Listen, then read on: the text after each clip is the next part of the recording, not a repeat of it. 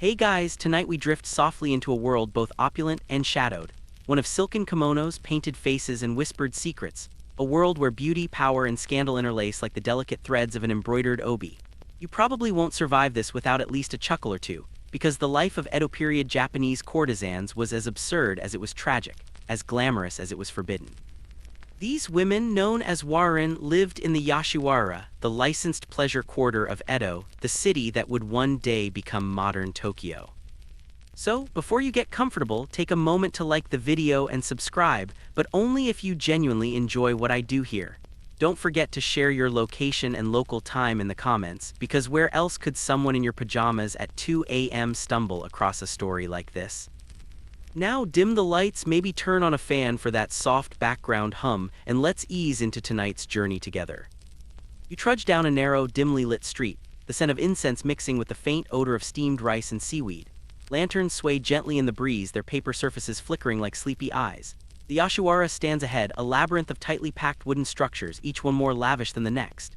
The air vibrates with quiet whispers, laughter barely contained, and the rhythmic tapping of geta sandals on worn wooden floors. Once inside, you feel like you've stepped into another dimension. The walls are adorned with painted screens depicting cherry blossoms in full bloom, cranes soaring across endless skis, and exotic landscapes that seem more like dreams than real places. Courtesans glide past you, each a living, breathing artwork. Their kimonos are impossibly elaborate, patterned with dragons, chrysanthemums, and peonies, layered in such a way that they seem to float around the women like clouds of color and tradition. The warin occupy the highest rank in this society, far above the common prostitutes who operate in back alleys and cheaper establishments. These women are artists, entertainers, and in many ways political players. Their lives are choreographed performances of grace, wit, and often deception.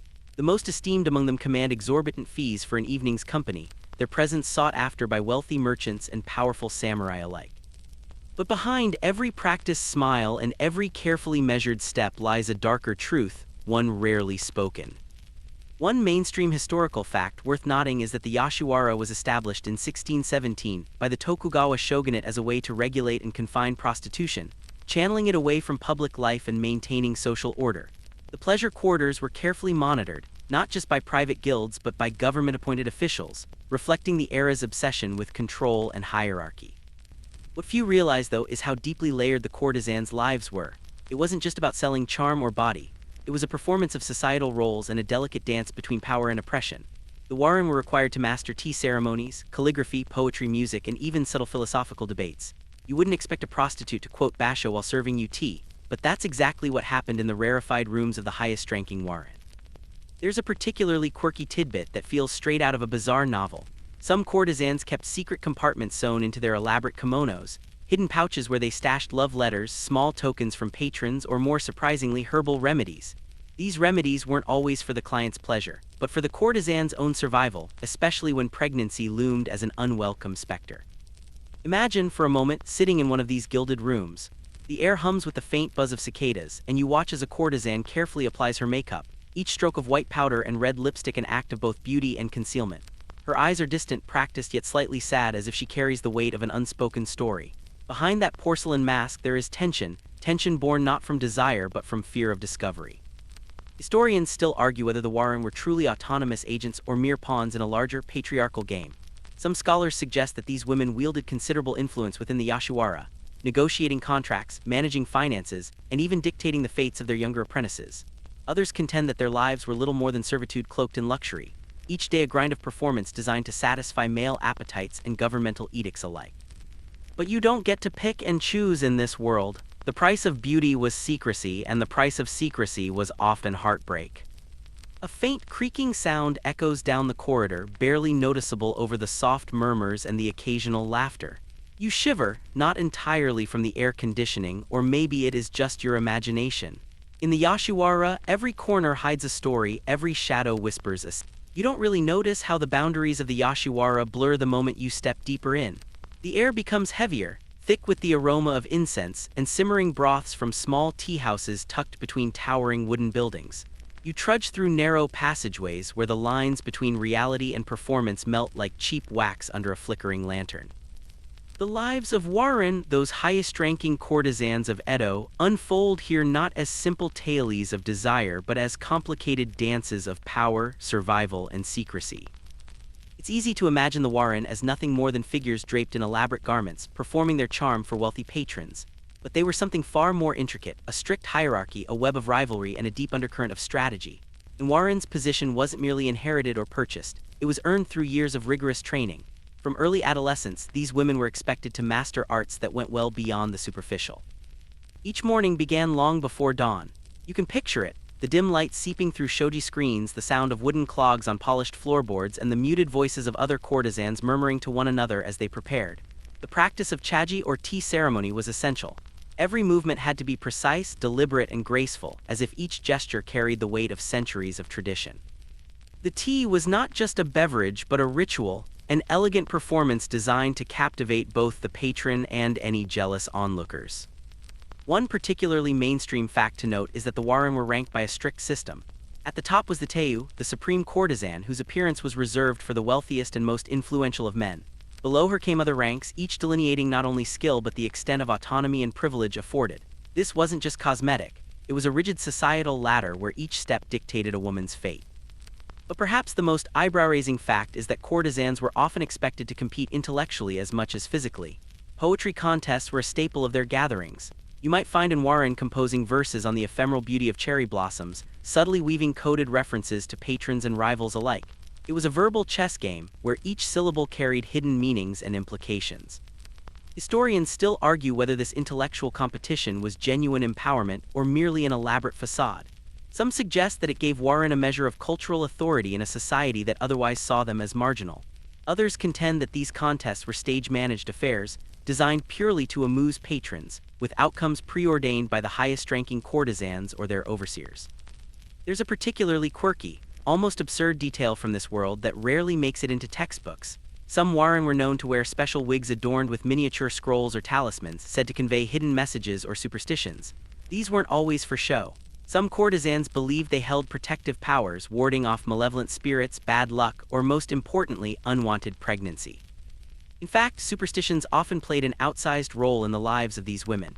Despite their mastery of art and language, they lived in fear of curses, bad omens, and otherworldly punishments. You can almost hear the faint whisper of an old midwife murmuring incantations as she measures a newly arrived Warren's kimono folds, cautioning her about the dangers of excess moonlight or unlucky fabrics. And of course, not everything was as highbrow as poetry or tea ceremonies. The Yashiwara was also a place of fierce rivalries, silent wars waged in whispered gossip and careful glances. Younger Warren clawed their way up the hierarchy, attempting to outmaneuver older, more established women. Patrons, too, were strategic players, using their wealth and influence to manipulate courtesans into submission or favor. You might expect alliances to form, based on shared experiences or mutual survival, but more often than not, these relationships were transactional. Loyalty was a luxury few could afford. When a patron's favor shifted from one Warren to another, jealousy, betrayal, and subtle sabotage followed. An ill-placed word during a poetry recital or a slightly botched tea ceremony could spell a woman's fall from grace. And amid it all was the unspoken, unyielding terror of pregnancy. While courtesans were valued for their beauty, their ability to conceal the human processes beneath that beauty was paramount. Pregnancy wasn't just taboo, it was a professional death sentence. The moment a growing belly became visible and Warren's career was over, her clients would desert her and the guild's overseers would quietly but firmly escort her out of the quarter, often without ceremony or explanation. The word disgrace hung over them like an invisible noose. A more fringe historical tidbit involves rumors of secret underground networks within the Yashiwara itself, informal alliances of courtesans and midwives who operated in the shadows, helping pregnant women hide or disappear until they could deliver in secret. These networks, however, are the subject of heated scholarly debate. Some historians argue they were mythic exaggerations, romanticized over time by gossip and fictionalized tales, while others suggest that records of clandestine births and secret adoptions provide legitimate evidence. Regardless, the pressure to maintain perfection was relentless. You can almost feel it, a suffocating force pressing against each Warren's chest as though their very survival depended on erasing any hint of imperfection. You pass a woman down the corridor, her eyes cast downward, her face carefully composed, betraying no hint of distress. Her kimono is a brilliant crimson embroidered with golden cranes. She is, by appearance, as flawless as any other, but you know better now. Behind that veneer lies a story of whispered remedies, silent suffering, and unyielding secrecy. The weight of pregnancy in the Yashiwara was like a shadow that could never be shaken, no matter how many layers of silk you wore or how many smiles you practiced in the mirror. You can feel the subtle tension in the air, an invisible line every Warren tiptoed around, as if each step might reveal a hidden secret too dangerous to expose. Pregnancy was, without exaggeration, the ultimate scandal. You don't just lose clients, you lose your entire livelihood, your identity, and often your place in society. Patrons wanted to indulge in the fantasy of a flawless, unattainable beauty, not the messy, unpredictable reality of childbearing. If an Warren was found to be expecting, whispers began almost immediately, spreading like wild rumors, until her name was erased from the roster of the elite. The most mainstream fact here is that strict contracts regulated the lives of Warren. These contracts didn't simply outline fees and performance expectations. They expressly forbade any form of pregnancy or romantic entanglement that might interfere with a courtesan's duties. The guild, a powerful, almost feudal structure, monitored every interaction, every meeting, and every transaction, with overseers called oyakata ensuring that discipline was maintained. The consequences of breaking these rules were severe: immediate expulsion, financial ruin, and social ostracization. But the fringe practices courtesans adopted to skirt this reality are where it gets bizarre enough to be almost mythical. Some women resorted to traditional herbal concoctions, potions brewed from ingredients whose names you probably wouldn't want to Google at 3 a.m. Ingredients range from harmless infusions of ginger and plum bark to far riskier brews containing toxic plants like gelsemium or aconite, both notorious for their dangerous side effects. There are stories of women drinking mixtures made from yamogi, mugwort, combined with more obscure substances, passed down by midwives who spoke in hushed tones of generations-old recipes. These were touted as remedies to prevent conception or regulate the womb. Whether they actually worked or merely resulted in severe illness remains unclear. Some researchers believe that these concoctions were as much about psychological reassurance as actual efficacy. Historians still argue whether these potions were reliable or purely superstitious rituals born from desperation. Some modern scholars suggest that many of these substances were ineffective or dangerously toxic, often causing more harm than good. Others argue that a few herbal combinations may have had mild contraceptive properties, explaining their persistence despite official prohibition. Beyond potions, concealment became an art form in itself. You can imagine the elaborate techniques employed: specially constructed garments with padded layers that masked a growing belly, strategic postures maintained throughout the day, and never-ending rehearsals of how to sit, stand, or move without arousing suspicion. One particularly quirky anecdote involves the use of small, stiffened cushions worn under kimonos, designed not for comfort but for the sole purpose of masking an early pregnancy. These cushions were often padded with horsehair or folded fabrics, and some courtesans were rumored to wear them continuously, even while sleeping. Imagine trying to nap comfortably with a bulky, horsehair-laden undergarment pressing against you. The mental toll must have been immense. Midwives, of course, were the unsung heroes of this clandestine world. Their role went far beyond delivering babies in clinical settings. These women operated in the shadows, providing medical advice, secret herbs, and practical support. It was a precarious profession. Midwives who were caught assisting courtesans in evading the system faced severe punishment themselves. The very existence of their clandestine networks remains a subject of heated debate. Some scholars argue that records were deliberately destroyed or obscured to maintain the government's clean image of the Yashiwara, while others suggest that many of the stories we know today are exaggerated folklore. One midwife, whose name has been lost to history, is rumored to have kept a ledger, a meticulous account of clients, potions administered, and outcomes. The document, said to have survived several palace fires and governmental purges, allegedly detailed dozens of cases where pregnancies were concealed until the very last possible moment. Whether this ledger ever existed or is merely a fragment of myth remains unresolved. You step further into the quarter, passing another Warren whose eyes flicker momentarily in your direction before retreating. She wears a subdued pattern of plum blossoms, perhaps signaling quiet resilience. Her expression is neither joyful nor sorrowful but carefully blank, like the practiced neutrality of a seasoned performer. Every whispered rumor, every furtive glance, every herbal remedy, every padded kimono, all converge into a shared, unspoken language of survival. The Warren knew better than to talk about it aloud, because in this world, silence was their most powerful weapon. The unyielding pressure of maintaining beauty, secrecy, and performance became a constant, suffocating presence. You almost feel the weight of it pressing against your own chest as you walk further into this twilight realm, where every story seems half true and every truth seems half hidden. You've wandered now deep into the maze of the Yashiwara, where the line between survival and ruin is as thin as the paper walls separating rooms. The air carries a faint mix of incense, steamed rice, and sweat, a strange perfume of desperation and performance. Somewhere beyond the faint hum of cicadas, the secret struggle of courtesans managing their unwanted pregnancies continues, hidden beneath layers of silk and shadow. It's hard not to picture the dimly lit chambers where these women first began experimenting with the curious world of herbal remedies. Imagine the scene. A midwife leans over a low table, her face lined with the experience of decades. Tiny porcelain bowls hold mysterious pastes and tinctures. The flickering light of a single candle casts long, uncertain shadows, and outside, the muffled sounds of the quarter continue, indifferent to the gravity of the moment. The most mainstream historical fact here is that many of the herbal remedies were derived from traditional Chinese medicine, which had long influenced Japanese medical practices. Ingredients such as angelica root, peony root, and mugwort were staples in gynecological treatments, touted to regulate menstruation and supposedly prevent conception. Yet their effectiveness was, at best, inconsistent. You lean in closer as the midwife explains how these concoctions were often prescribed in strict secrecy. Some remedies were taken daily, disguised as teas or small pills, while others were meant as emergency interventions, consumed after suspected conception or during the first signs of pregnancy. The midwife's voice is low, almost conspiratorial, as though uttering these words too loudly might bring down the wrath of the shogunate. One particularly quirky historical tidbit involves the use of crocodile dung, yes, crocodile dung, as a contraceptive method.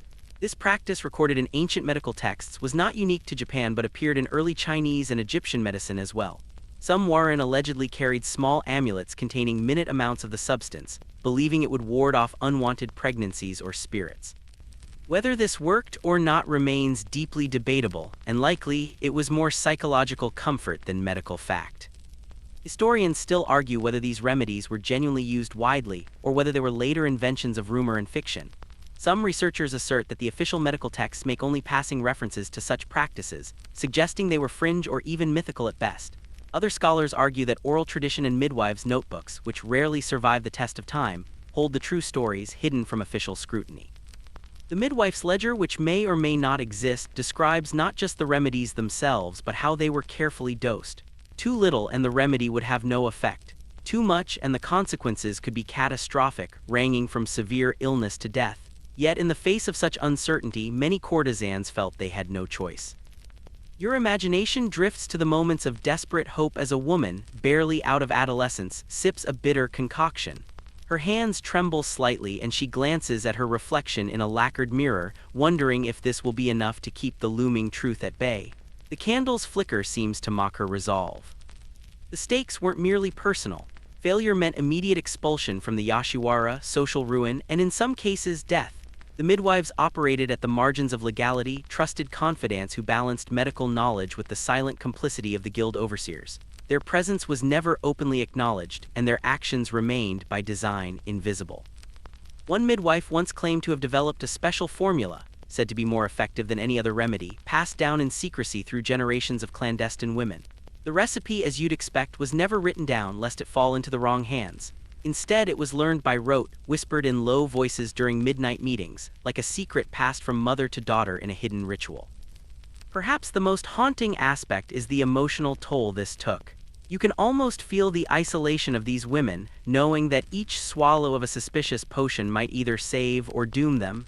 There was no room for second chances. Each failed attempt to stave off pregnancy was a step toward professional oblivion.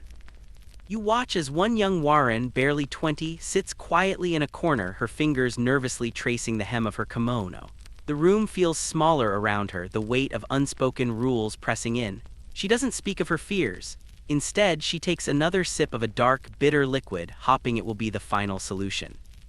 The line between folklore and medicine, between hope and despair, blurs further here. You can almost hear the hushed debates among scholars, some arguing these practices were widespread and vital, others dismissing them as little more than myth born from sensationalized fiction. And yet, in this labyrinth of secrecy, survival was the only truth. You can feel the oppressive atmosphere growing heavier now, like a thick fog rolling through narrow streets of the Yashiwara where every step seems measured, every breath cautious. The very fabric of the courtesan's existence depends on invisibility, not just of scandal but of the human body's most natural betrayals. Pregnancy, in this gilded yet merciless world, was an enemy to be concealed at any cost. The techniques courtesans used to hide pregnancies became elaborate survival mechanisms, bordering on theatrical artistry. Think of it, an entire wardrobe designed not for fashion or allure but for subterfuge. Specially tailored kimonos featured multiple layers of fabric, stiffened padding, and strategic folds, creating optical illusions that kept a swelling belly from detection. You might imagine a delicate fabric sheath that appeared natural from a distance but, upon closer inspection, concealed subtle bulges or extra volume where none should be. A particularly mainstream fact to know is that the garments of high-ranking Warren were intentionally heavy and layered. These kimonos, adorned with elaborate embroidery and constructed from multiple layers of silk, were originally designed for status and decorum but became the perfect tool for concealment. The thickness of the fabric didn't just signal wealth, it masked physical changes that could spell a woman's downfall. The most bizarre method involves something you wouldn't expect in polite conversation: strategic use of posture and movement. Courtesans would practice specific stances, how to sit, stand, or walk, designed to minimize the appearance of pregnancy. Even the way they tilted their heads or held their hands became rehearsed gestures, rehearsed until they became second nature. You almost picture a secret ballet of deception, with each step choreographed to preserve illusion. One quirky historical tidbit reveals that some women carried small hard pads sewn into the front of their garments called makiura. These weren't fashion statements. Instead, they served as deliberate body-shaping devices placed to flatten or disguise abdominal changes. Midwives provided instructions on how to attach these pads, carefully balancing pressure so as not to cause injury, but enough to obscure growing curves. Yet concealment didn't stop at clothing. Some Warren went so far as to avoid public performances entirely during advanced stages of pregnancy. Instead, they would confine themselves to private rooms, entertaining only the most trusted patrons or sometimes retreating altogether from view until the risk of discovery passed. In some cases, this meant several months of isolation, an almost complete disappearance from public life. Historians still argue whether such isolation was voluntary or mandated. Some sources suggest that guild overseers required pregnant Warren to remove themselves from public eye as a matter of protocol. Others argue that the women chose seclusion themselves, knowing the alternative was expulsion and disgrace. No definitive records confirm either scenario, leaving it shrouded in ambiguity. There is a particularly grim fringe practice that occasionally surfaces in folklore: the use of dangerous compression techniques. Stories tell of women tightly binding their abdomens with cloth or cords in an attempt to physically suppress the outward signs of pregnancy. Such measures were incredibly risky, often leading to complications, internal injuries, or miscarriage. The official records predictably avoid mention of this, but whispered accounts in midwives' circles suggest it was more common than acknowledged. In some circles, the pregnant Warren were said to carry secret escapes planned in advance: a trusted confidant, a hidden passageway, or a designated rural home where they could deliver and care for the child away from prying eyes. Rumors suggest that some midwives operated secret networks of rural farmers or lower-class women who would adopt the child and raise it as their own, forever erasing the link to the Yashiwara. Imagine the layers of emotion this entailed: pride mixed with despair, desire mixed with fear. Each pregnancy was a gamble, each potion a possible sentence, each concealed birth a whispered secret passed through generations. You almost feel the weight of these unspoken decisions as the Warren continued their precarious existence, walking the thin line between professional survival and personal ruin. One day, some historians suggest, a particularly influential Warren may have challenged these conventions, demanding to retain custody of her child.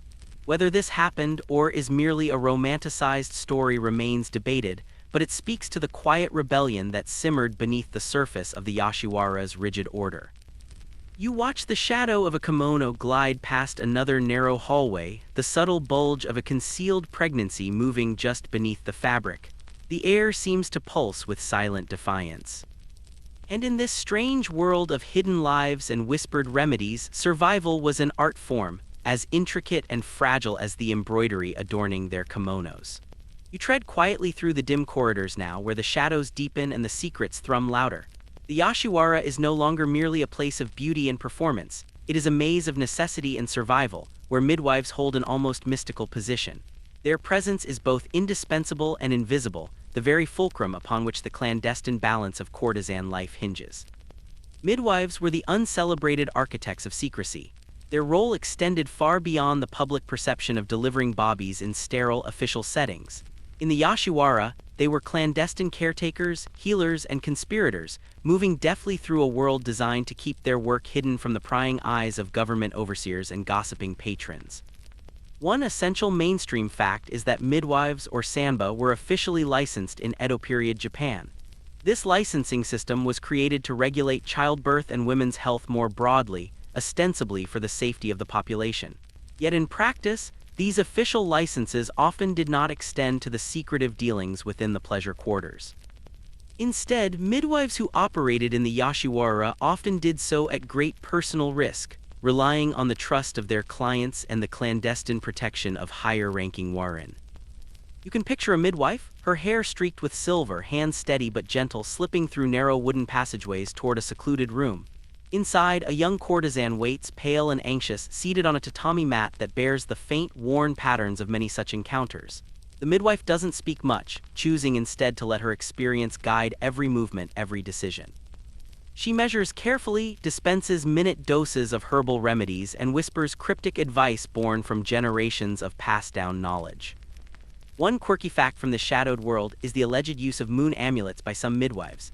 These small talismans, often crafted from silver or jade, were believed to possess the power to stabilize the womb or shield the woman from the evil spirits, thought to be responsible for miscarriages and complications. The amulets were rarely discussed openly, but many courtesans swore by them, passing them down in secret from one to the next like treasured family heirlooms. Historians still argue whether the midwives held genuine medical authority, or merely operated as facilitators of folklore and superstition. Some scholars insist that midwives were highly skilled practitioners, adept in anatomy and herbal medicine, and that their training was rigorous and formalized. Others counter that the practices were largely improvised and steeped in unscientific tradition, with midwives functioning more as caretakers of narrative than actual medical professionals. Midwives also managed the complex social web.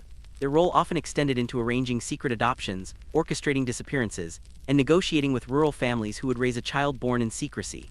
The idea was that the child, born far from the eyes of the yashiwara, would be raised without any trace of the scandal that birthed it.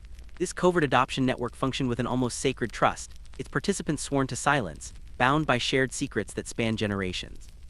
You almost feel the weight of this clandestine trust as the midwife carefully scribbles a note, never a formal document, always a cryptic symbol, passed on to the receiving family. No official record is ever kept. Instead, these transfers are whispered among trusted circles, as fleeting and elusive as the wind through the shoji screens. There's a particularly haunting fringe tale about a midwife who allegedly sacrificed herself to protect a pregnant warin from discovery. Supposedly, during a random inspection by a government official, the midwife feigned sole responsibility for the pregnancy, taking the full brunt of the blame and vanishing from history. Whether this story is true or an exaggerated myth born from later novels and plays remains unclear, but it embodies the profound loyalty and danger interwoven in this world. The relationship between midwife and courtesan was complex. It was built on necessity, mutual trust, and a shared understanding of the stakes.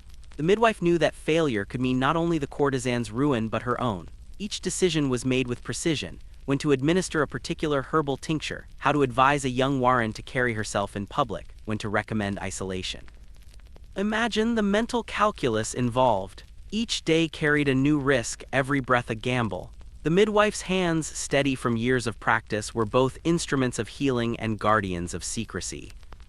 A particularly unsettling memory lingers, one of a midwife's whispered lullaby, sung softly while a courtesan holds her swollen belly in private.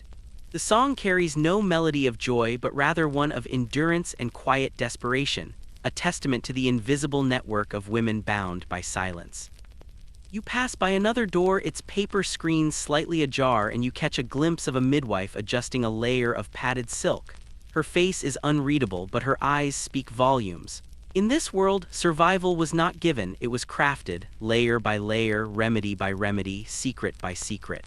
The weight of unspoken truths presses even harder now as you tread further into this shadowed world, where desperation takes form in the most grisly taboo ways. The practice of abortion in Edo period Japan was cloaked in secrecy, shame, and rumor, a territory where fact and fiction twist around each other like the folds of a kimono hiding a scandal. One crucial mainstream historical fact to keep in mind is that abortion was illegal under Tokugawa law. The shogunate strictly regulated public morality, and pregnancy among courtesans was not just scandalous, it was considered a breach of public order. Officially, any woman found to be pregnant would face expulsion, and any doctor caught performing an abortion risked harsh penalties, including exile or imprisonment. Yet in the hidden corners of the Yashiwara, a network of practitioners operated in the shadows. Abortion practices ranged from herbal remedies to more invasive and dangerous procedures, often carried out by midwives or unofficial doctors operating in secret. You can picture a small, dim room where a midwife prepares for the procedure, her hands steady despite the grim task ahead. Instruments, perhaps as crude as sharp knives or thin bamboo sticks, are sanitized only as best as possible in a world that lacked formal medical infrastructure. The most unsettling fringe tidbit involves the use of natural substances believed to induce miscarriage. Ingredients like cottonroot, blue cohosh, and persicaria were administered in measured doses. Some were mixed into teas, others ground into powders and swallowed. The line between medicine and poison was thin, and miscalculations could lead to permanent injury or death. Many women suffered grievously, and the practice was as much a desperate measure as it was a last resort. Historians still argue whether these practices were widespread or merely sensationalized folklore.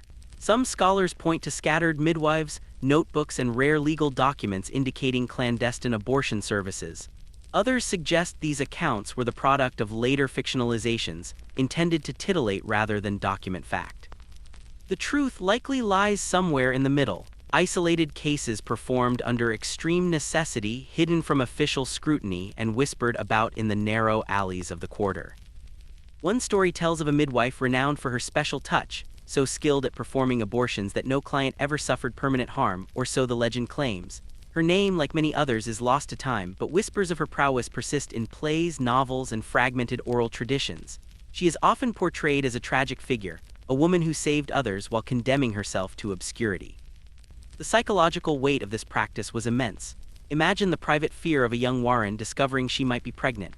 The first pangs of nausea are a silent warning, the growing sense of dread almost tangible. She hides it at first, disguises it with padded garments, and prays that no one notices.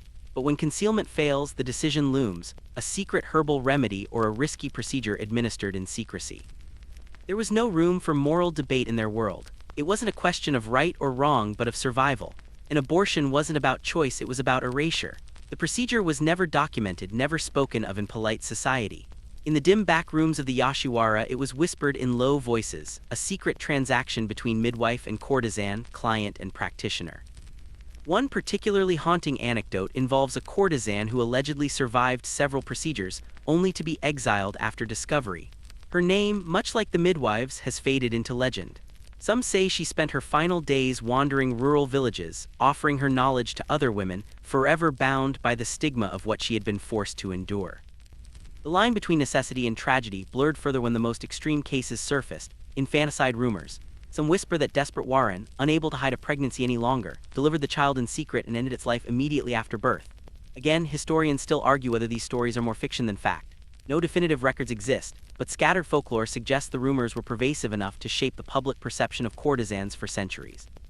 "You can almost hear the midwives," whispered chants, half hopeful, half ominous, as they performed these grim procedures.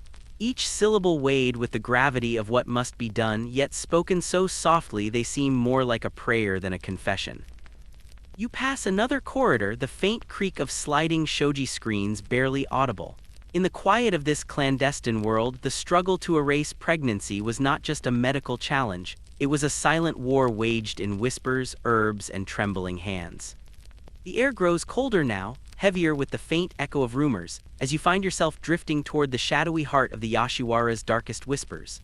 Among the most haunting of all tales are the rumors of infanticide, those unconfirmed stories that turn in hushed tones from one generation to the next, blurring fact and folklore like ink smudged on ancient paper. Let's start with one key mainstream fact. The Yashiwara operated under the watchful eyes of the Tokugawa shogunate, whose regulations demanded absolute discretion.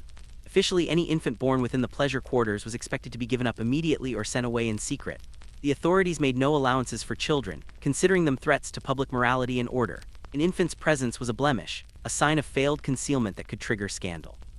You picture a young courtesan, her body now unmistakably rounded, retreating into a dimly lit private chamber. Her hands tremble as she prepares to give birth, not in a clean hospital or under the care of an official midwife, but in a space steeped in secrecy and isolation. The midwife, the only witness, remains calm, as if trained to detach her emotions from the grim reality of what is about to happen. The most unsettling fringe tidbit involves stories of ghost children, a macabre term whispered in the quarter to describe infants who were never spoken of again, those allegedly delivered in secrecy and immediately disposed of. Some folklore claims that these children were left in hidden shrines, buried beneath the floorboards of the yashiwara, or taken by the midwives to rural families, never to reveal their origins. Historians still argue whether infanticide was a widespread practice or an urban legend amplified by sensational novels and Edo period plays. Some scholars argue that official records were meticulously kept, with few indications of such practices ever being sanctioned or widely accepted.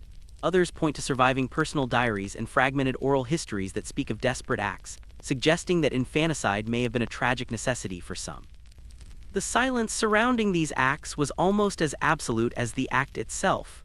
No official documents detailed the procedure, no midwives' ledgers recorded such a thing. Instead, it was a whispered transaction, concealed by layers of loyalty, shame, and fear.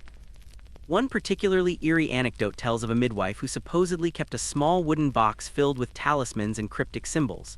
Each item was said to correspond to a child who had vanished, an untraceable ledger of lives erased. Whether this box was real or simply a poetic invention remains lost to time, but its legend persists like a shadow that refuses to fade.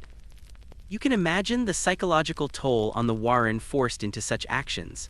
The moment of childbirth, instead of joy or relief, was laced with terror.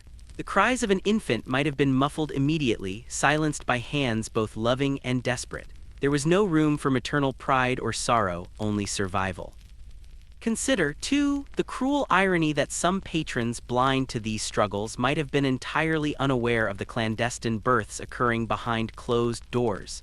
Their desire was for an illusion, and the system ensured that illusion remained pristine. To admit otherwise was to admit failure. Some scholars suggest that rumors of infanticide served as social control, a method of reinforcing the fear that courtesans would face utter ruin if they stepped outside the bounds of the prescribed narrative. These stories may have been exaggerated or even fabricated by officials and rival courtesans alike, a form of psychological warfare to maintain dominance. You pass a small alcove where a child's sandal lies abandoned, half buried in dust.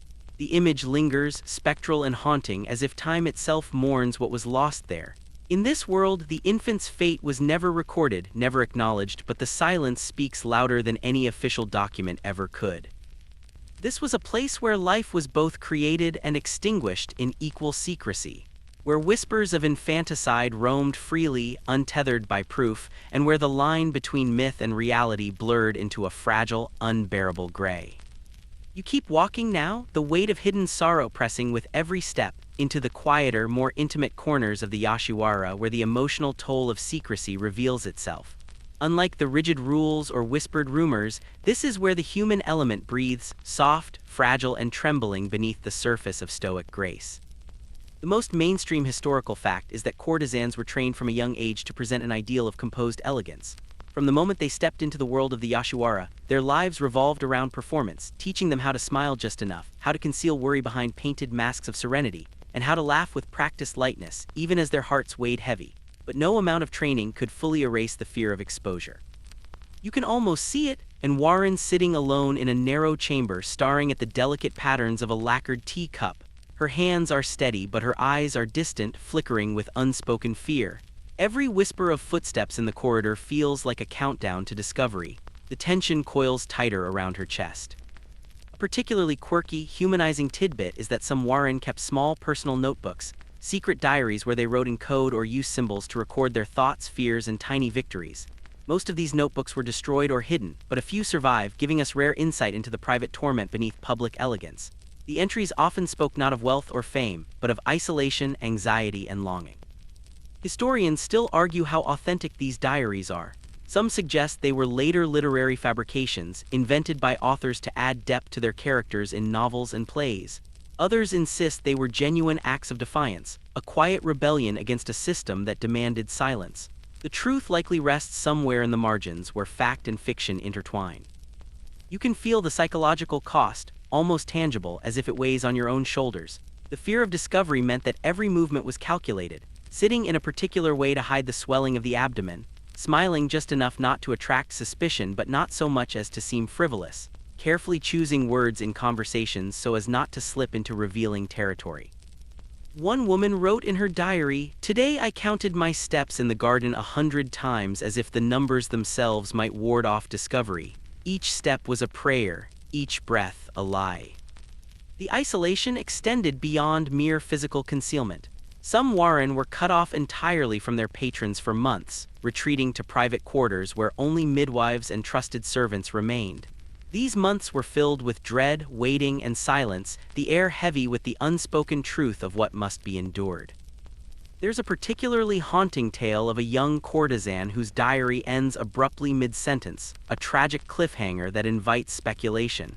Did she disappear? Was she expelled? Or did she vanish in one of the most morbid rituals of secrecy and infanticide cloaked in silence? Emotionally, you begin to understand that pregnancy wasn't merely a physical event to be hidden. It was a rupture in the carefully constructed narrative of the Yashiwara, a public lie demanding private sacrifice. The mental strain was profound. The isolation was intentional, designed to sever the pregnant Warren from every social interaction, leaving her alone with fear and shadowed remedies. Imagine the loneliness that settled in. A woman, surrounded by laughter, music, and conversation, yet wholly alone in her secret. Her smile never reached her eyes, her voice never betrayed the tremble of anxiety. It wasn't just fear of expulsion, it was the overwhelming, invisible pressure to maintain perfection. Every patron expected a flawless performance, a flawless body, a flawless smile, a flawless absence of flaws. Pregnancy, by its very nature, defied that expectation. And as you drift through this world, the quiet despair seems almost tangible, a soft yet unyielding weight pressing against your skin, a testament to the unseen emotional toll of living a lie born of survival. The silence of the Yashiwara grows heavier still, as you find yourself approaching the invisible network of informants and enforcers that kept the quarter's secrets buried. In a place where appearances mattered more than life itself, the act of discovery was as delicate as the ink used to paint a geisha's lips, imperceptible until it was too late. A key mainstream fact is that the Yashiwara operated under a strict surveillance system. Guild overseers known as oyakata were tasked with maintaining order, and their presence was subtle but constant. These overseers monitored every interaction not with open intimidation but through discreet observation, reports from lower-ranking courtesans, and a network of informants. Their purpose? To ensure that no Warren broke the rigid rules of the pleasure quarter, particularly the one forbidding pregnancy. You can almost feel the oppressive atmosphere as whispers circulate, carefully disguised as innocent gossip, casual observations, or veiled warnings. A mid-ranking Warren, envious of another's success, might report a suspicious change in posture. A servant, bound by loyalty or coercion, might mention seeing a courtesan retreat more frequently than usual. Even an overheard sigh in the wrong moment could spark a cascade of suspicion. One of the most quirky historical details involves the use of coded language among courtesans. Some developed a secret lexicon, a system of innocuous-sounding phrases and gestures designed to communicate danger without attracting the attention of overseers. For example, the phrase, "the plum tree is blooming," might indicate a rising suspicion of pregnancy, while a slight adjustment of a kimono sash could signal a need to meet privately. Historians still debate how organized this network truly was. Some argue it functioned as an official surveillance apparatus, sanctioned by the guild and the shogunate, with structured reporting lines and clear punishments. Others suggest it was more informal, a web of whispered secrets, self-serving rivalries, and voluntary complicity, where ambition and fear intertwined. The truth likely lies in fragmented accounts, pieced together from novels, midwives' notes, and rare legal records. You can feel the claustrophobic tension growing. Imagine a young Warren sitting in the dim light of her room, every creak of the wooden floor outside sending a shiver of panic through her body. She doesn't know if the sound is an innocent servant passing by or an overseer closing in. One particularly unsettling tale involves a courtesan who, upon learning she was suspected of pregnancy, attempted to destroy evidence by burning her personal diary. In her panic, she set part of her room ablaze. The fire was quickly extinguished, but the act became a legend, a symbol of desperate defiance and inevitable collapse. The risk of being discovered wasn't limited to expulsion alone. In some extreme cases, courtesans suspected of breaking the rules faced physical punishment or were forced into exile, sent to rural areas to disappear from public view. Some vanished entirely, their fates unrecorded except for the faintest whisper of scandal. The network of informants worked not just out of duty but from fear, ambition, or resentment. Younger, less successful courtesans might report on older rivals, hoping to curry favor with the overseers or advance their own positions. Midwives, too, were caught in this web, their allegiance torn between protecting their clients and preserving their own safety. You picture the precise moment of discovery. A careless slip of the kimono, a misjudged posture, or an accidental comment overheard by a servant who reports it without understanding its true significance. The whisper reaches the oyakata, who moves like a shadow to confront the accused. A midwife once remarked in hushed tones that discovery is not a matter of if but when. The weight of inevitability looms over every pregnant courtesan, each step carefully calculated, every word doubly measured. There's a particularly eerie fringe rumor that some Warren deliberately staged their discovery, accepting expulsion as an act of agency, a way to escape the impossible expectations of perfection. Whether this was a real phenomenon or later fiction is hotly debated. Some historians view it as mythologized romantic rebellion, while others suggest isolated cases existed, driven by a desperate desire for freedom. And now, as you step further into this tightly controlled world, you realize the true cruelty lies not in the rules themselves, but in their silent, relentless enforcement. Every glance, every gesture, every coded word forms a web of control, one designed not just to shame, but to erase.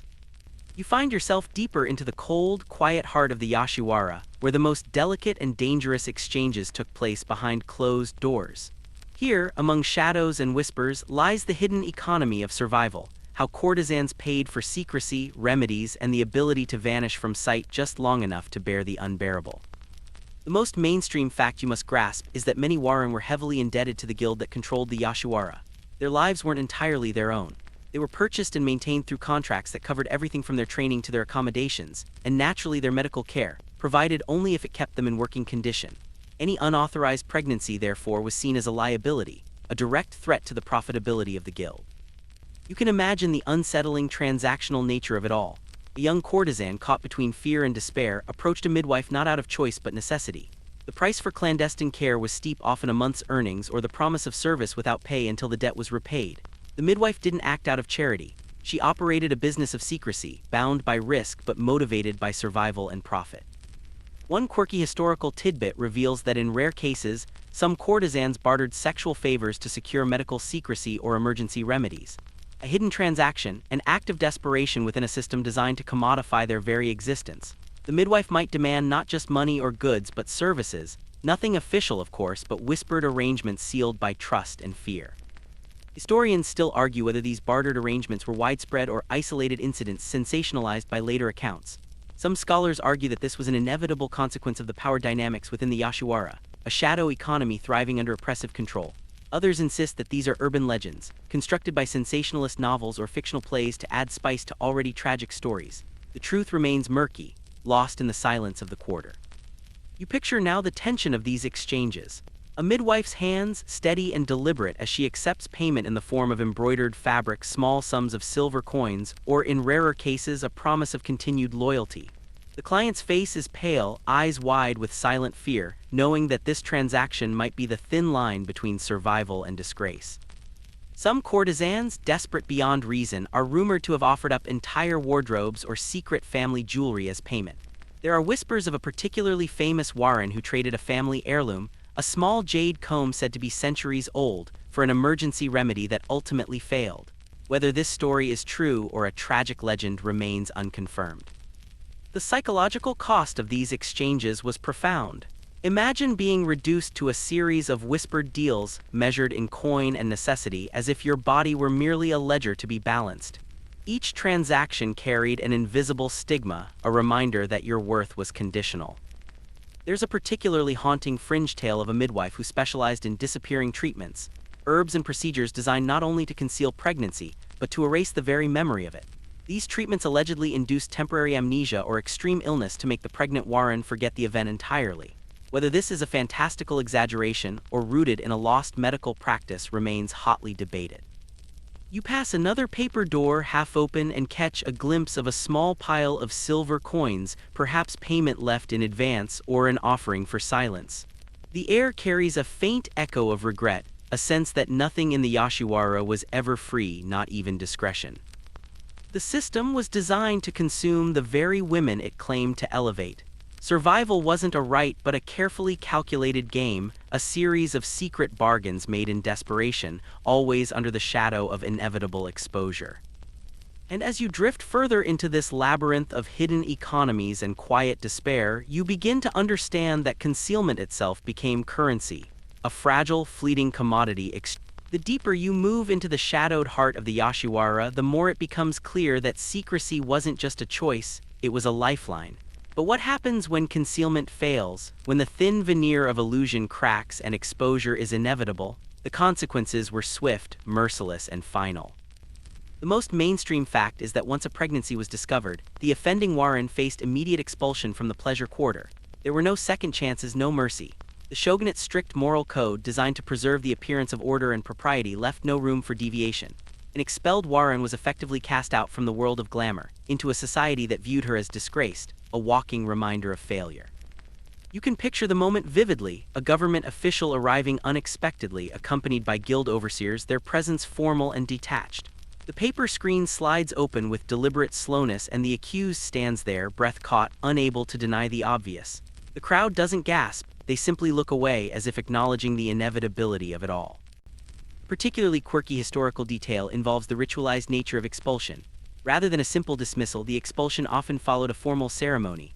A last performance, a farewell bath, a symbolic removal of the finest garments. These rites served as both punishment and a grim acknowledgement of the courtesan's fall from grace. The expelled Warren would wear plain garments, stripped of silk and embroidery, and perform a final dance, not for pleasure but for closure. Historians still argue the exact nature of these ceremonies. Some insist they were standardized, with clear protocols set by the guild and the shogunate.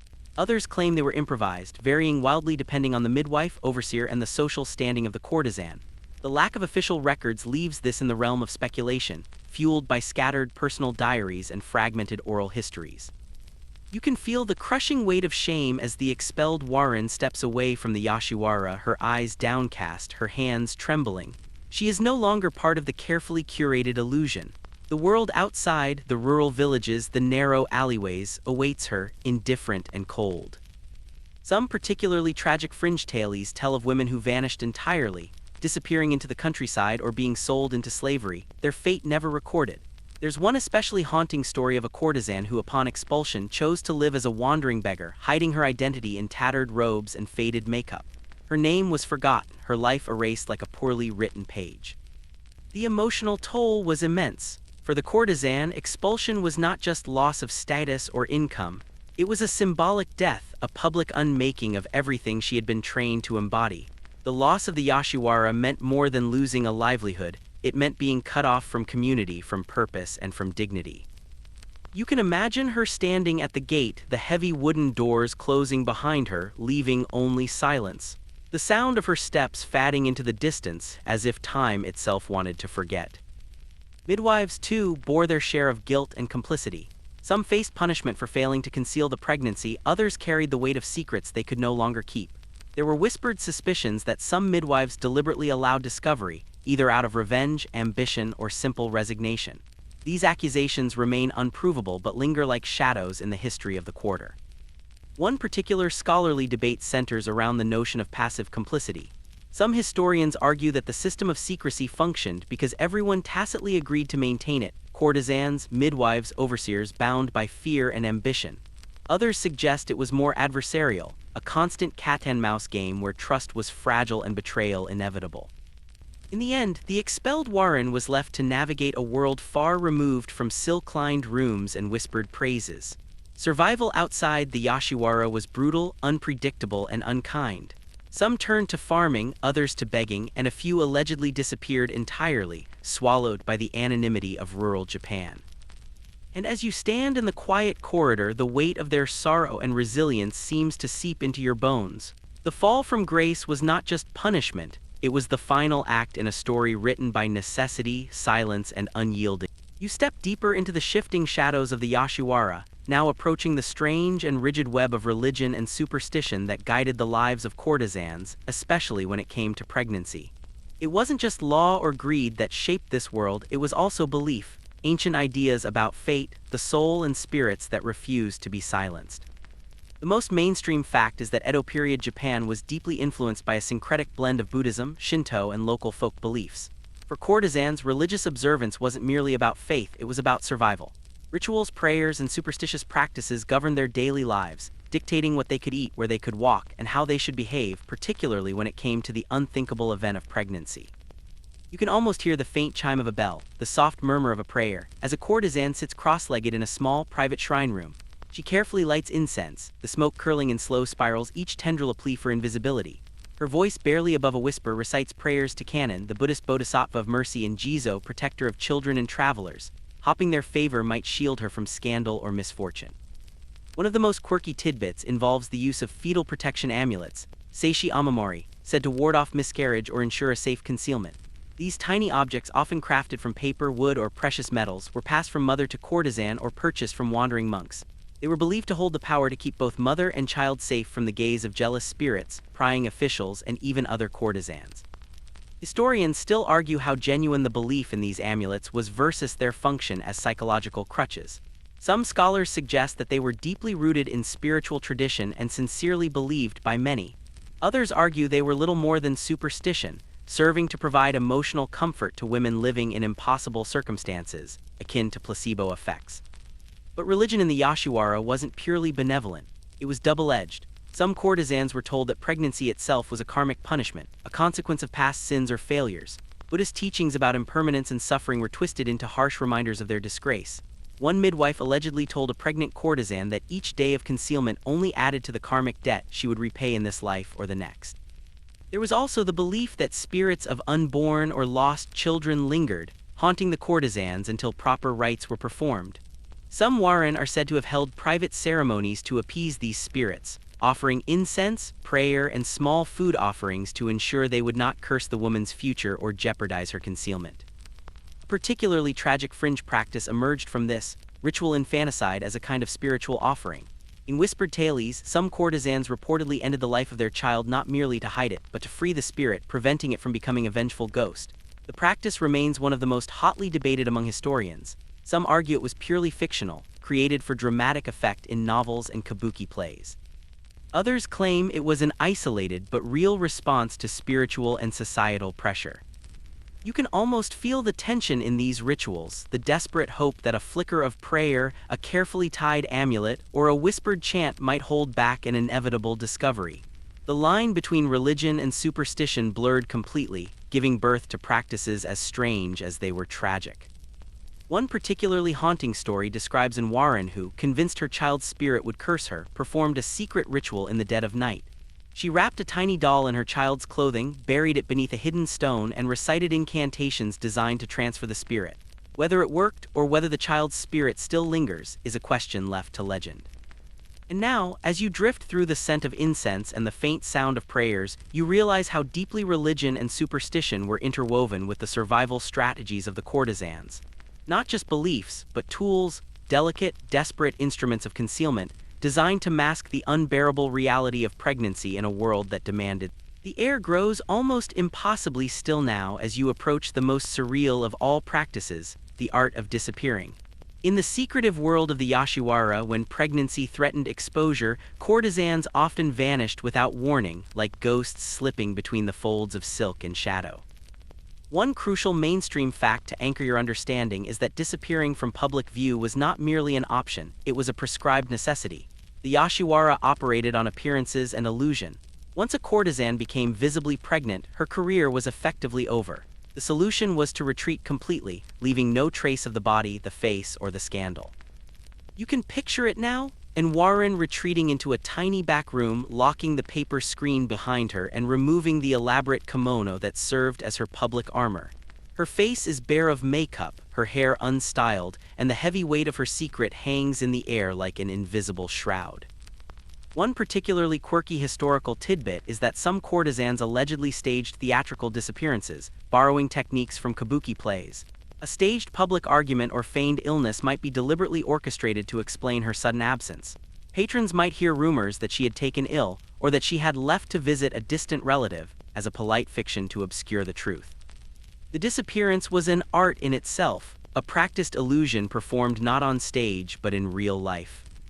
Historians still argue whether these disappearances were as elaborate as some accounts suggest.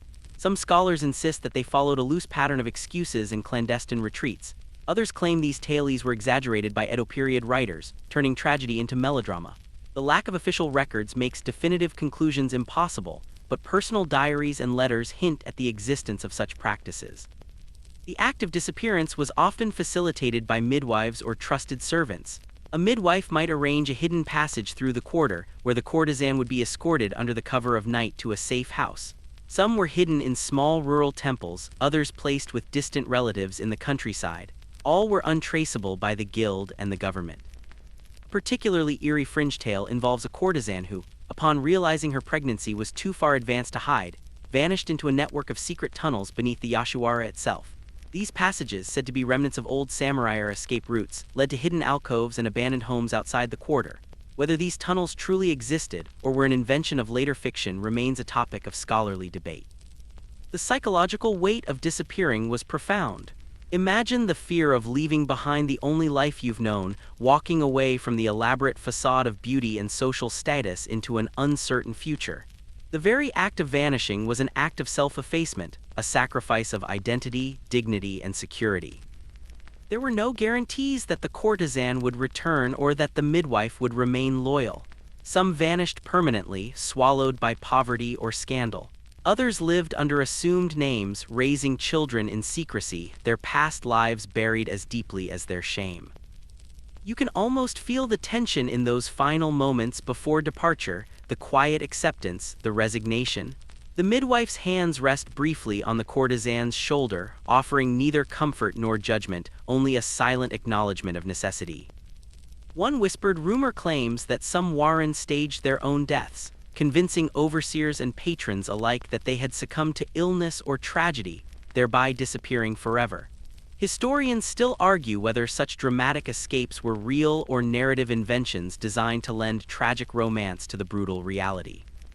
As you drift further into the shadows of this hidden world, the act of disappearing doesn't seem like an escape at all. It is a carefully orchestrated erasure, a slow fading into nothingness, dictated by necessity and enforced by silence. The Yashiwara's beauty thrived on illusion, but the act of vanishing was its darkest, most haunting. The atmosphere becomes heavier still, as you drift now toward the fragile remnants of life after expulsion. The stories of courtesans who managed to survive beyond the gilded cages of the Yashiwara. Their lives weren't rewritten with fanfare or heroism, but with quiet resilience and untold sorrow. A key mainstream fact you need to grasp is that once expelled, most courtesans had no safety net. Unlike the carefully maintained life within the Yashiwara, society outside was indifferent or hostile. Rural villages, small towns, and even urban outskirts offered little support to women with such stained pasts. Many became beggars, farmers, or servant girls, living under assumed identities, their past lives erased by necessity and shame. You can almost see the stark contrast, the elegance of the warren replaced by the drab simplicity of a rural existence. Their kimonos traded for coarse fabrics, their lacquered hairpins replaced by simple wooden combs. These women vanished from history's spotlight, their stories told only in whispers or fragmented memoirs. One particularly quirky historical detail involves the phenomenon of courtesan ghosts. In folklore, some expelled women were believed to become restless spirits, yurei, haunting the places they once knew. Villagers spoke of pale figures wandering abandoned fields or empty streets, wearing tattered remnants of their former finery. These ghost stories were said to reflect the lingering shame and unresolved sorrow of a life lost to secrecy. Historians still argue whether these ghost stories were rooted in actual events, or were later fabrications designed to moralize the courtesan's fate. Some scholars suggest that these tales were a cultural coping mechanism, allowing society to symbolically process the tragedy of women cast out. Others view them as fictional exaggerations, the product of Edo period kabuki plays and literature that thrived on melodrama. The reality was far less romantic. One of the most tragic accounts involves a former warren who, having vanished from the Yashiwara, ended up living in obscurity as a rice farmer's wife. Her past remained hidden, but her sorrow never faded. She kept a small, crude carving of a child, her child erased from the world. In secret moments she whispered prayers, hoping her child's spirit would find peace. Some women managed to rebuild their lives in relative anonymity. They married lower-class men, worked as seamstresses, or served as housekeepers. Yet the shadow of their past lingered. An elderly villager might have remembered seeing a woman with eyes too sad for her age, or a small patch of an old embroidered pattern barely visible beneath worn clothes. There are rumors that some courtesans returned to the Yashiwara as low-ranking servants, unable to rejoin the ranks of the warren but still connected to the world they had been forced to abandon. Their knowledge became invaluable hidden skills in makeup, tea ceremony, and song, but their presence was never acknowledged. Instead, they worked in silence, a living testament to a shame that could never be spoken. One particularly haunting fringe tale tells of a woman who, expelled and destitute, became a wandering midwife, secretly helping other women in the same situation. Her name vanished from records, her deeds hidden, but some say she was seen late at night, moving from village to village, offering remedies and quiet words of comfort to those in desperate need. The psychological toll of this existence was immense. Imagine living every day under a false name, every interaction a potential threat to the secret you carried. The act of survival wasn't heroic, it was pragmatic, a slow accumulation of small, quiet choices designed to keep shame at bay. You can almost feel the slow fading of identity, the gentle erosion of hope, as the expelled courtesan walks away from the Yashiwara for the last time. Her past life becomes a secret whispered only to herself, buried deeper with each passing year. And as you drift further into the quiet aftermath of exposure, you realize that survival after expulsion wasn't a second chance. It was a muted life of resilience, a fading echo of what once. The air now seems almost impossibly heavy, carrying the residue of untold sorrows as you approach the faint, flickering light of hope that sometimes emerged from this darkness. Hidden among the tragedies of pregnancy concealment and expulsion were rare, almost miraculous instances of survival and reinvention, stories that defied the merciless system of the Yashiwara. The most mainstream fact you need to understand is that some expelled courtesans did manage to start anew, though their path was strewn with obstacles. A small fraction became successful farmers, artisans, or even caretakers of rural shrines, building lives so detached from their past that even their closest neighbors never suspected their former identity. Unlike the dramatic and tragic disappearances, these were quiet, incremental changes. A simple name change here, a modest home purchase there. One particularly quirky historical detail reveals that some former Warren became renowned folk healers in rural villages. Their knowledge of herbs, incantations, and secret remedies, once employed to hide pregnancies, became invaluable to isolated communities. It is said that a few midwives who had served in the Yashiwara reinvented themselves by tending to childbirth in the countryside, using skills once forbidden by their employers as acts of compassion rather than concealment. Historians still debate whether these transitions were driven by deliberate will or sheer necessity. Some scholars argue these women proactively sought to leave behind the oppressive world of the Yashiwara, reclaiming agency by using their hidden knowledge for good. Others suggest that these were desperate acts of survival, not empowering decisions but the last possible choice when all else failed. You can almost see one such woman, a midwife whose hands, once skilled at secrecy, now move with quiet purpose, delivering a child under the open sky. Her face is lined with years of regret and hard-earned resilience, but her eyes have found a soft glimmer of peace. One particularly haunting story involves a woman who managed to save her child by smuggling it out of the quarter in the folds of her kimono. She carried the infant through the back alleys of Edo, her heartbeat a steady drum of fear and determination. Her survival became a quiet legend, recounted only in whispers among village elders, never recorded in official histories. The psychological transformation of these women was profound. Imagine the small, steady victories, being able to eat without fear, to speak freely, to tend a small garden without glancing over one's shoulder. These acts of mundane resilience became their rebellion against a system that once demanded silence and shame. Some fringe tales suggest that a small number of courtesans eventually returned to Edo society as wives of samurai or low-ranking officials. Whether through arranged marriages or simply by vanishing into the fabric of rural life, these women forged a new identity, sometimes hiding their past for the rest of their lives. Historians still argue whether these cases were exceptions or indicative of a broader, underappreciated phenomenon. Some posit that Edo's rigid social structure made reintegration nearly impossible, while others suggest that the system of shame was not as all-encompassing as it appeared. The truth likely lies in scattered, rare instances of survival, a few stories woven into the fabric of folklore, passed down but never fully acknowledged. You can almost hear the faint echo of these quiet victories. A midwife's gentle laugh as she reassures a frightened mother. The soft coo of an infant born in secrecy and raised in anonymity. A former Warren tending to a shrine, her eyes steady and knowing, her lips never revealing the full weight of her history. The most profound irony is that these women, once trapped by the inescapable expectations of perfection, ultimately found freedom not by reclaiming the stage, but by stepping away from it entirely. And as you drift further into the dim glow of these whispered stories, you realize that survival was never about defying the system openly.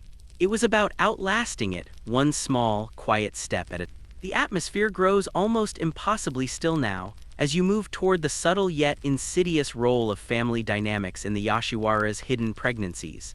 It wasn't just the guild or the shogunate enforcing silence. Blood ties, complex, entangled, and fraught, often played a significant role in the concealment of pregnancy.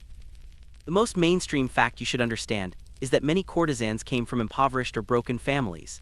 Their entrance into the Yoshiwara was often arranged by parents or guardians who saw it as the only way to secure some financial stability. Once inside the pleasure quarter, however, familial support was at best ambivalent. In many cases, the family's involvement didn't end with their daughter's entry. It extended, paradoxically, into the concealment of pregnancies. You can almost see the complicated dynamics. A mother visiting in secret, not to offer comfort but to negotiate terms. A father, ashamed but pragmatic, demanding a share of hush money in exchange for silence. The courtesan's family, in many cases, became both a lifeline and a source of coercion. One particularly quirky historical tidbit involves the phenomenon of family contracts, written in secret and unsigned. These were informal arrangements where the family promised to provide discreet care or financial support in exchange for absolute silence about the pregnancy. Such contracts were never officially recorded and no law recognized them, but they functioned as moral compacts, often enforced by threats or shame. Historians still argue the extent to which families were complicit in the concealment of pregnancies. Some scholars argue that families were deeply involved, motivated by financial gain or fear of dishonor. Others claim that most families abandoned their daughters entirely, leaving them to navigate the dangerous web of secrecy alone. The truth, like so much in this world, is murky and filled with exceptions.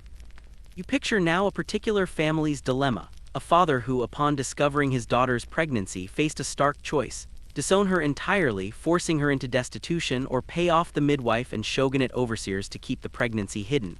He chooses the latter, exchanging what little savings he has, and forever marks his daughter's fate in silence. A haunting fringe tale tells of a courtesan whose entire family vanished, presumed to have been disowned or perhaps escaped retribution. Some whispered that they were quietly sent to live in isolation, their past erased, living in distant villages as forgotten shadows. Whether this is fact or legend remains a matter of scholarly debate. The psychological toll of familial complicity was immense.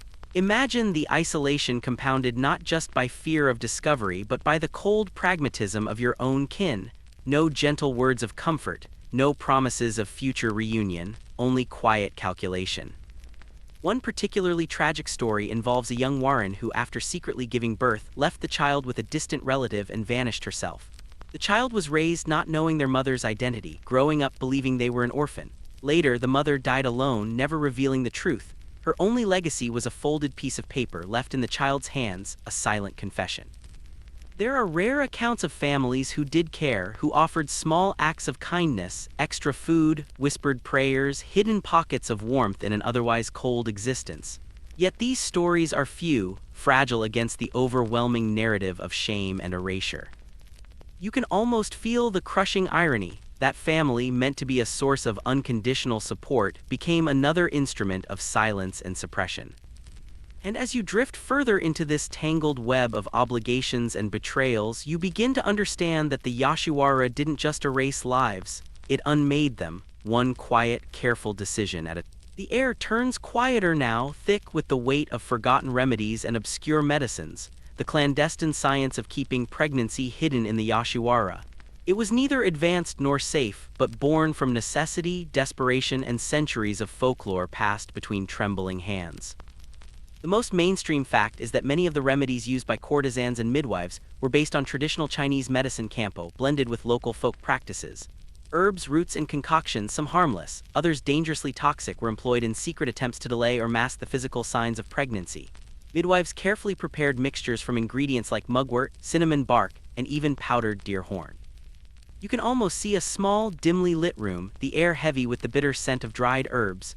A midwife stands over a small clay bowl, grinding ingredients with deliberate precision, while the young Warren watches, her expression a mixture of fear, hope, and resignation. Each preparation feels like a silent gamble between survival and disaster. One particularly quirky historical detail is that some midwives claim to possess magical powders, blends of crushed minerals and rare herbs, allegedly passed down through secret lineages. These powders were sometimes used as talismans, sprinkled onto the kimono or mixed into tea, believed to obscure swelling or trick the senses of officials and other courtesans. Historians still debate the efficacy of these remedies. Some argue that they had little more than placebo effect, offering psychological comfort rather than actual concealment. Others suggest that certain herbal combinations did have mild suppressive effects on symptoms, though none could reliably mask an advanced pregnancy. The lack of medical records leaves this question open, but surviving midwives' journals offer tantalizing, ambiguous hints. You can almost feel the quiet desperation as the remedies are administered, not with clinical certainty but with trembling hope. The Warren drinks a bitter concoction, her face pinched in pain or determination, as if the taste alone could suppress the inevitable. There are fringe tales of particularly bizarre remedies. One midwife allegedly recommended the regular consumption of pickled fish mixed with powdered seashells, claiming it would bind the body's essence and halt swelling. Others spoke of sitting in a bath of cold river water at dawn for 7 consecutive mornings, a ritual said to reset the body's harmony. The effectiveness of these practices remains unproven and likely rooted in superstition, though they were widely believed by those desperate enough to try. Imagine the psychological toll of relying on such dubious methods. Each failed attempt carried the mounting terror of exposure. Each ineffective remedy became another reminder of the system's cruelty. A haunting story speaks of a midwife who, after years of secretly aiding courtesans, was arrested when one of her treatments backfired, leaving the client visibly pregnant. Rather than confess or defend her practices, the midwife accepted exile in silence, her legacy vanishing alongside the woman she tried to save. There were no guarantees. Some remedies caused illness, miscarriage, or permanent damage. Others temporarily masked symptoms only to reveal the truth later. The risk was never absence of discovery, but the timing of it. You can almost hear the midwife's whispered lament. We did not save them, we only delayed the inevitable. The emotional weight of these clandestine remedies was profound. Every crushed root, every bitter brew, every whispered chant in the dim light became a small, quiet rebellion against an unforgiving system. And as you drift deeper into the bitter, pungent world of hidden remedies, you realize that these small acts of desperation were not magic but survival, fragile, fleeting, and ultimately tragic. The Yoshiwara's shadows grow heavier as you step now into the quiet, private world of the courtesans' daily survival strategies. Small, subtle behaviors designed to maintain secrecy, to protect their precarious lives, and to navigate a world that judged every breath. These weren't grand gestures but delicate, painstaking acts of calculation. A key mainstream fact is that courtesans developed a set of physical and behavioral tactics to hide pregnancy long before it became obvious. Tight obi sashes, layered kimono folds, and carefully adjusted posture were daily tools of concealment. Even sitting or walking required subtle calibration. Every gesture, every laugh, every tilt of the head was an act of survival. You can almost see a young Warren standing in front of a tall mirror, adjusting the folds of her kimono so carefully that even a midwife might miss the telltale swell of her belly. Each movement is measured, precise, and repeated dozens of times until it becomes a second nature, a performance not for patrons but for safety itself.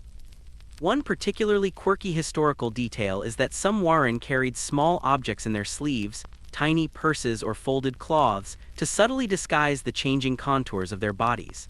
Others used specially tailored undergarments, padded in secret, to maintain an unbroken illusion of the idealized figure expected by the guild and patrons. Historians still argue how widespread these strategies were.